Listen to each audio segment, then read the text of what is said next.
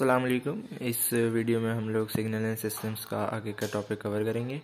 अब इस टॉपिक में हम लोगों को पता कैसे करना है कि कोई भी सिग्नल पीरियोडिक है या नहीं।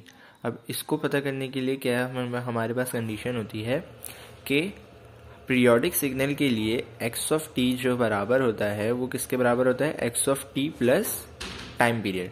अभी जो टाइम पीरियड है ये क्या होता है कि हमारे पास इस टाइम पीरियड के बाद एक सिग्नल अपने आप को रिपीट करेगा। मतलब अगर एक सिग्नल इस तरीके से है, यहां से ये यहां से यहां तक सिग्नल सेम था, मतलब यूं आया, ऐसे आया और ये यहां तक बन गया। अब ये सेम वेव फॉर्म कितने टाइम पीरियड के बाद बनाएगा? अगर मैं बोल रहा हूं कि यहां से लेकर यहां तक का टाइम पीरियड था 1 सेकेंड और इसके बाद 1 सेकेंड के बाद यही वेव फॉर्म दोबारा रिपीट हो रही है। पहले ऐसे आया था, फिर ऐसे, फिर ऐसे, फिर ऐसे, और इसका भी टाइम पीरियड हमारे पास क्या है, 1 सेकेंड। तो सिग्नल देखिए कैसे बन रहा है, ऐसे आया, फिर यूं और ये एक वेव फॉर्म, फिर दोबारा यही वेव फॉर्म रिपीट हो रही है। तो ये ऐसे सिग्नल जो हमारे पास अपनी वेव फॉर्म को रिपीट कर रहे हो किसी पर्टिकुलर टाइम पीरियड के बाद, ऐसे सिग्नल्स को हम लोग क्या बोलते हैं, पीरियोडिक सिग्नल। तो ये सिग्नल पीरियोडिक है। अब कितने टाइम के बाद ये अपनी वेव फॉर्म को रिपीट कर रहा है, 1 सेकेंड के बाद। तो इसका टाइम पीरियड क्या हो जाएगा, 1 सेकेंड। तो ये होता है हमारे पास पीरियोडिक सिग्नल। अब हमारे पास एक वेव फॉर्म हमें नहीं गिवन, लेकिन उसकी इक्वेशन गिवन है कि भाई वेव फॉर्म की इक्वेशन हमारे पास ये है, cos t प्लस π/4। अब हमें बताना है कि ये सिग्नल पीरियोडिक है कि नहीं। कैसे बताएंगे कि कंडीशन क्या होती है कि x ऑफ t जो है बराबर होना चाहिए x of t plus time period के। मतलब अगर इसमें हम लोग x ऑफ t, मतलब अगर मैं इधर 1 रख दूं, t की जगह 1 रखूं, 1 प्लस π/4, उसका जो भी आंसर आएगा, फर्ज कर लेते हैं आंसर आया, आंसर 1 रखने पर आ रहा है 1 ही।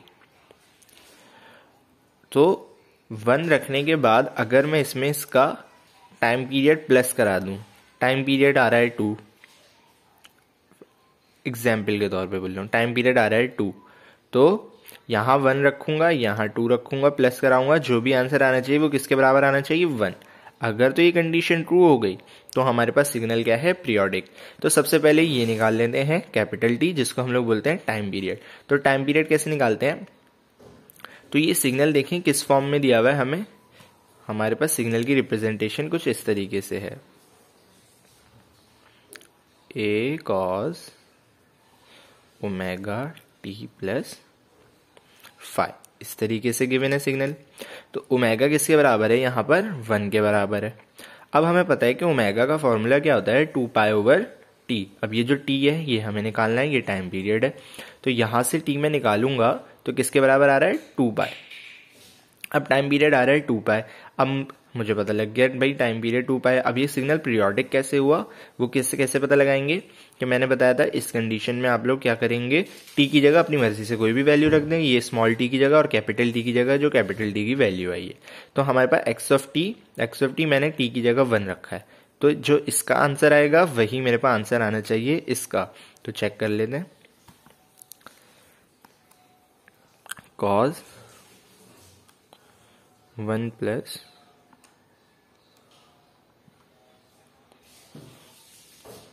π/4,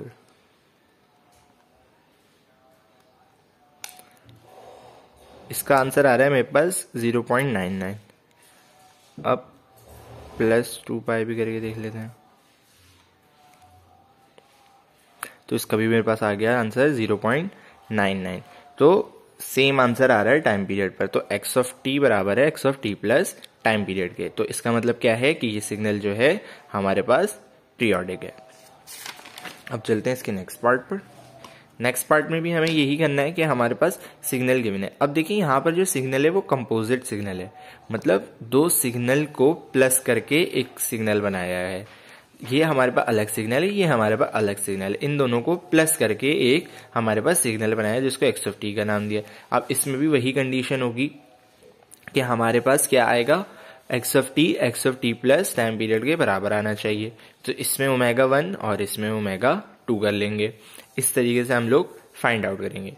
तो एक और कंडीशन हमारे पास होती है कि अगर हमारे पास टाइम जो है मतलब कांस्टेंट आ रहा हो या 2 पाई आ रहा हो, पाई आ रहा हो, कांस्टेंट की वैल्यूज आ रही होती हैं, तो उसमें ज़्यादातर क्या होता है कि पीरियोडिक फंक्शन होता है।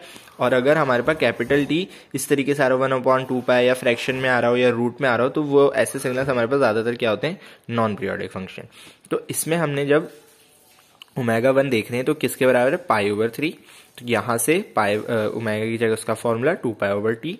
टी के यहाँ पे क्या वैल्यू आई, 6। और इसी तरीके से यहाँ पर टी की क्या वैल्यू आई, 8। अब जब कंपोजिट सिग्नल है तो उसमें हम लोग क्या करते हैं कि टोटल कंपोजिट सिग्नल का टाइम पीरियड निकालने के लिए हम लोग T1/T2 कर देते हैं। तो T1/T2 करा तो हमारे पास क्या आ रहा है, 3/4। अब इसको हमारे पास वेरीफाई करना है। तो ये सिग्नल 1 है, ये सिग्नल 2 है। तो सिग्नल 1 के लिए वेरीफाई करेंगे एक्स ऑफ टी, तो टी की जगह मैं 1 रख रहा हूँ। तो cos π/3 1 is equal to cos π/3 1 plus 6, क्योंकि टाइम पीरियड क्या था, 6। तो चेक कर लेते हैं पहले, cos π/3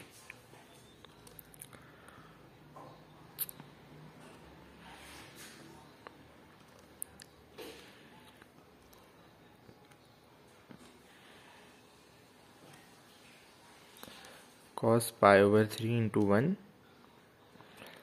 हमारे पास क्या आ रहा है, 0.99। अब इसमें प्लस करा देते हैं 6, 0.99 आ रहा है। तो हमारे पास ये सिग्नल भी क्या हो गया, पीरियोडिक हो गया। तो इधर लिख देते हैं पीरियोडिक सिग्नल। तो ऐसे हम लोग पता लगा सकते हैं कोई भी सिग्नल हमारे पास पीरियोडिक है कि नहीं। आई होप आप लोगों को समझ में आया होगा। आज की वीडियो में इतना ही, मिलते हैं अपने नेक्स्ट वीडियो में, तब तक के लिए अल्लाह हाफिज़।